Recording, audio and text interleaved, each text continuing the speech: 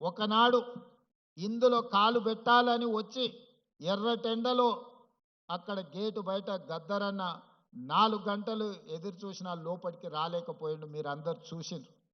కానీ ఇవాళ స్వేచ్ఛగా మీరు లోపలికి వచ్చి మీరు ఇక్కడ కూర్చొని మీ హక్కుల గురించి చర్చించుకునే పరిస్థితి ఈరోజు జ్యోతిరావు పూలే ప్రజాభవన్లో అవకాశం కలిగింది. ఒకనాడు కొద్దిమంది శ్రీమంతులకు పెద్ద పెద్ద కాంట్రాక్టర్లకు మాత్రమే ప్రవేశం ఉన్న ఈ ప్రాంతంలో ఈరోజు పేదవాడు, నిరుపేద, వికలాంగులు, లేకపోతే ట్రాన్స్జెండర్స్ నుంచి పండు ముదుసు వాళ్ళు కూడా ఇక్కడికి వచ్చి తమ సమస్యల్ని చెప్పుకోవడానికి అవకాశం ఈ ప్రభుత్వం కల్పించింది. ఈ ప్రభుత్వానికి ధర్మగంట ఉన్నది. సమస్య ఉన్నదని ఆ ధర్మగంట ఎవరు కొట్టినా ఇక్కడ వచ్చి వాళ్ళ సమస్యల్ని వింటాం.